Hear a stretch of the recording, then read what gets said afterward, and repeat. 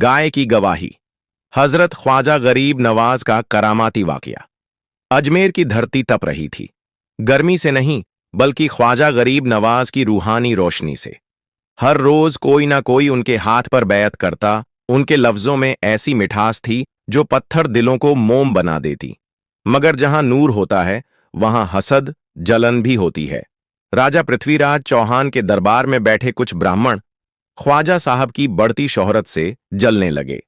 अगर इसे रोका ना गया तो लोग हमें छोड़ उसके पास चले जाएंगे। साजिश रची गई। एक दिन उन्होंने एक गाय को झर देकर मार डाला। फिर रात के अंधेरे में उस मरी हुई गाय को ख्वाजा साहब की झोपड़ी के पास फेंक दिया।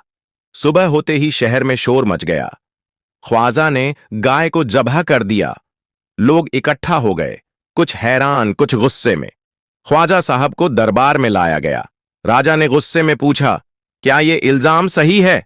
ख्वाजा गरीब नवाज ने नजरें झुकाकर बड़े इत्मीनान से कहा, सच्चाई को इंसानों की नहीं, अल्लाह की गवाही की जरूरत है। अगर मैं बेगुनाह हूं तो ये गाय खुद गवाही देगी। सन्नाटा छा गया। ख्वाजा साहब ने आसमान की तरफ निगाहें उठाईं और दुआ की। कुछ ही लम्हों में वो मरी हुई गाय हिली, उठ खड़ी हुई और इंसानी आवाज में बोली, ख्वाजा मुइनुद्दीन ने मुझे नहीं मारा, ये इल्जाम झूठा है। हजारों लोग सन्न रह गए। कुछ ने डर से जमीन पर सजदा कर दिया और कुछ की आंखों से आंसू बह निकले।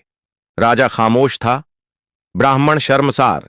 उसी दिन बहुत से लोग ख्वाजा गरीब नवाज के हाथों पर मुसलमान हो गए और इतिहास ने इस वाकये को गाय की गवाही के नाम से याद रखा।